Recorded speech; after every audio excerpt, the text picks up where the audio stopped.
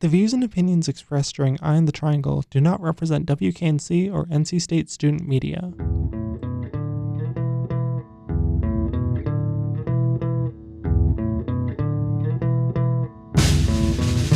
Your dial is currently tuned to Eye on the Triangle on WKNC 88.1 FM, HD1, Raleigh. Thanks for listening.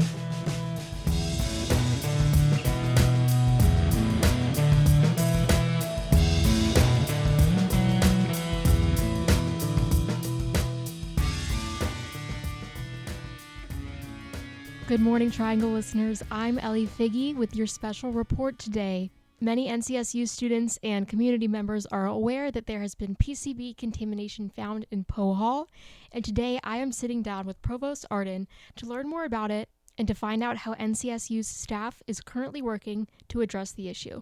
I am here with the Provost. It is a privilege to have you. Thank you, Ellie. And I have some questions about what's going on at Poe Hall. Can you start by giving us the diagnosis? What is the contaminant found in the building?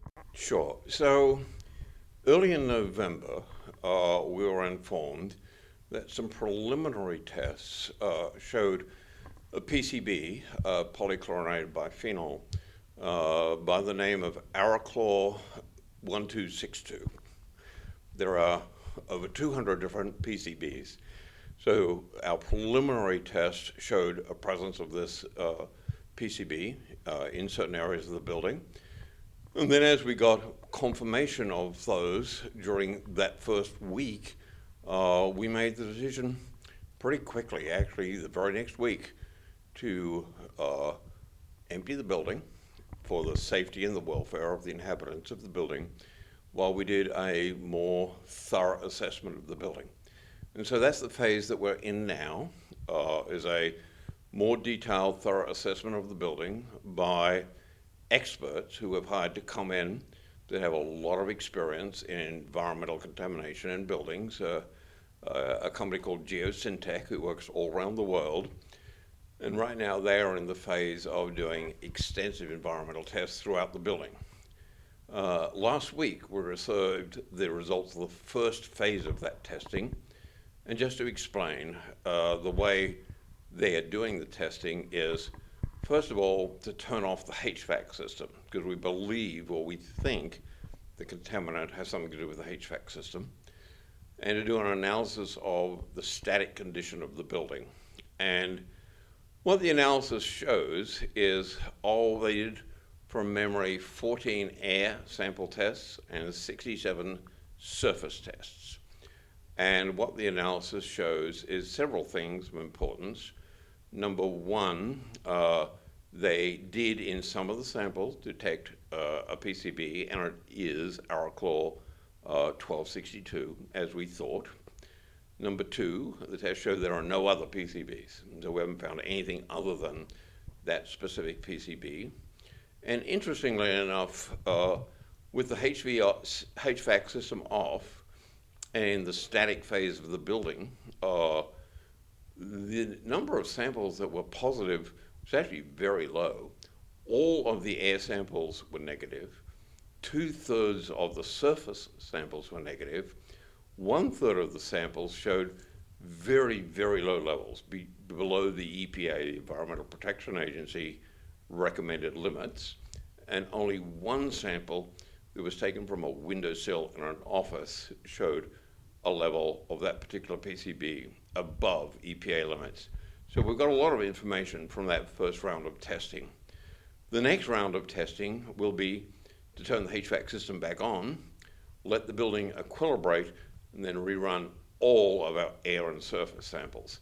We're also going to be taking samples specifically from the HVAC ductwork to see if we can get more definition around where this particular agent is coming from. How did they find out that there was a problem to begin with? Is this regular testing that they do? No, it's not regular testing. Our Division of Environmental Safety and Public Health, Environmental Health and Public Safety, responds when there are either major renovations going on in a building or faculty concerns. Poe Hall had a history of both. some faculty concerns around air quality in the building, but prior tests that had been done by environmental health and public safety had not revealed any significant issues. And those are mostly associated with asbestos and mold and those kind of things. And with association with the renovation work that was going on in the building, the testing also didn't show any issues. Somewhere in late October, it was recommended that we might look for some PCBs as well. And they did those tests in late October. As I say, we got those results in very early November. And then we acted really quickly as soon as those results were confirmed. It seems as though PCBs are generally associated with building materials. Is that right? That is correct. Are there any other buildings that are maybe built around the same time as Poe Hall that are up for concern? Yes and no. There are other buildings built, and the period of concern is 1950 through about 1979 is where those materials were used. And they're often used in adhesives and sealant materials. The reality is, I say yes, because we have probably about 100 buildings on campus that were built during that period. The same concerns have not been raised.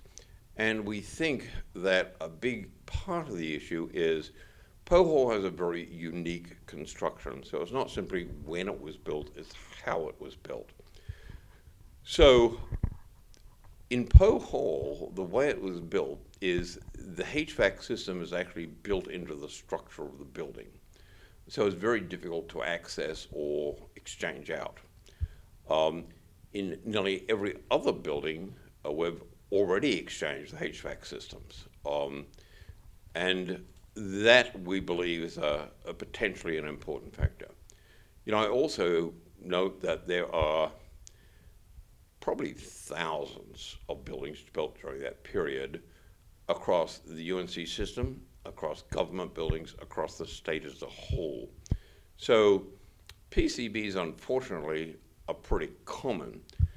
You more commonly hear of contamination associated with soil issues and groundwater issues.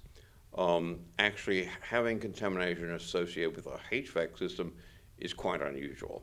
So we think this is most likely a specific Poe Hall issue, but either way we need to figure out what's going on with Poe Hall first and then go from there.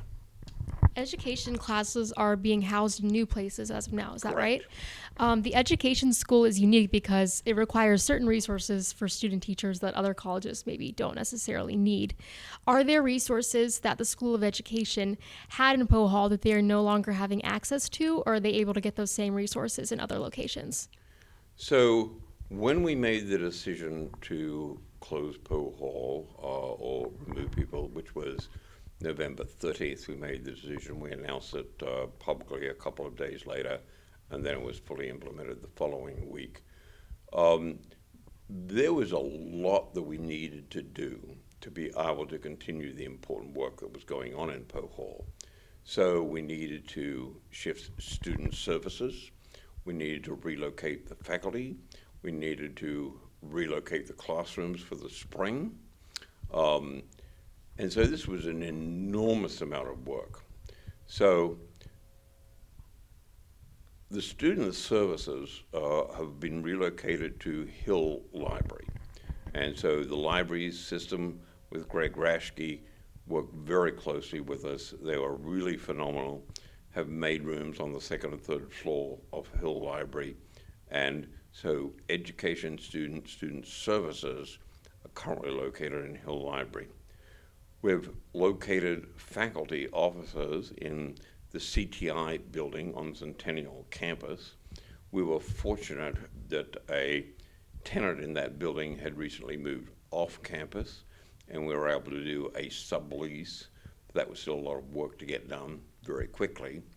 And then perhaps the heaviest lift of all was relocating 240 sections involving over 4,000 students that were going to be delivered in that building over the spring. And we got all of that done over the Christmas, New Year break, ready for the spring semester. Wow, that is seems awfully fast, but it's good that they're moved, and I'm glad to know that even though they're separated, they're still able to access the resources they need. They still are able to access the resources. Now, I'm sure there are, we also had to move some research labs because the education college, of course, is not the only folks that were in there. It was also home to the psychology department, which is the largest department in the College of Humanities and Social Sciences as well. So those faculty also had to be relocated, those classes relocated, and their research labs relocated as well. I have one last question for you, and I know that you may not have a definitive answer at the moment, but is it likely that the school will come back to Poe Hall at all? Well, we certainly hope so. That's our aim.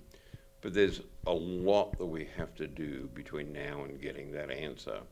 So we have two focuses at the moment. One is to complete the testing of the building, the environmental testing of the building. As I mentioned, we're about to go soon, in the next few weeks, into the second phase of that testing with the HVAC system reactivated.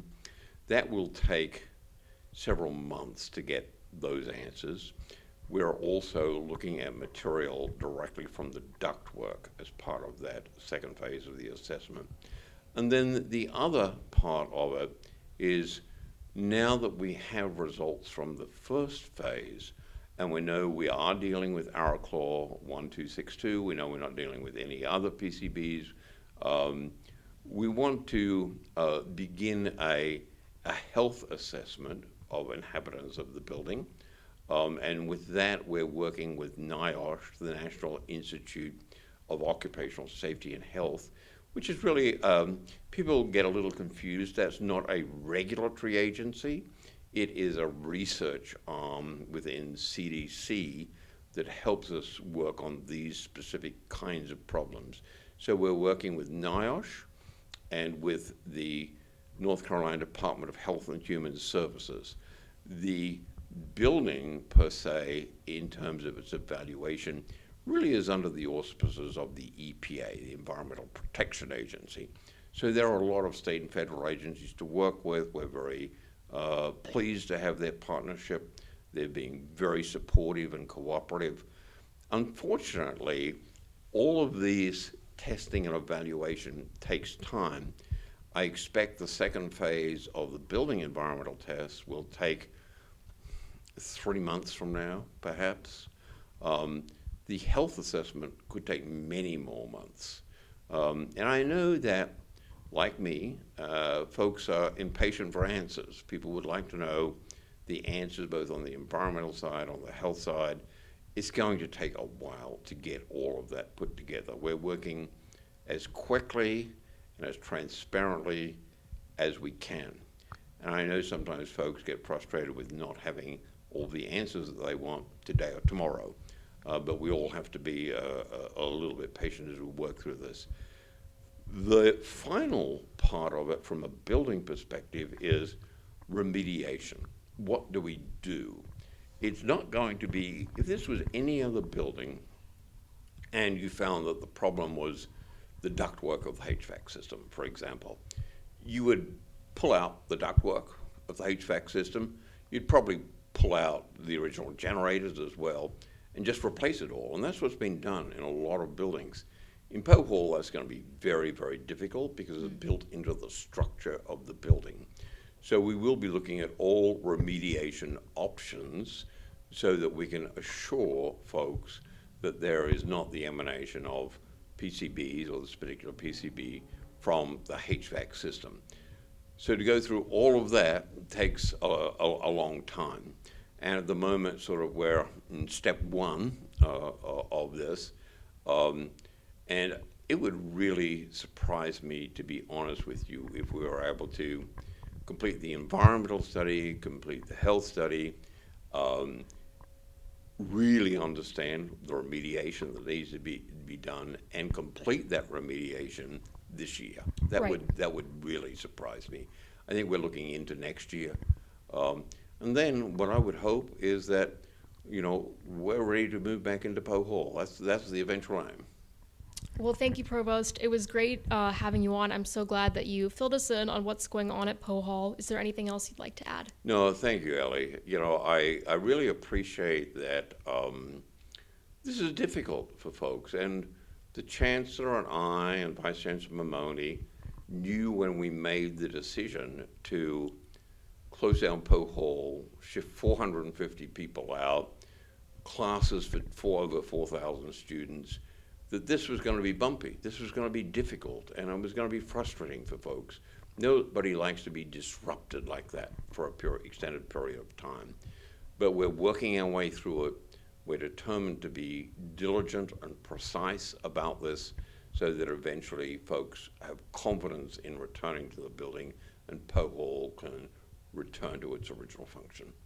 That's great. Thank you so much. And I hope that you guys got some insight listening to the Provost tell us more about what's going on at Poe Hall. And this has been Ellie Fiege with Eye on the Triangle.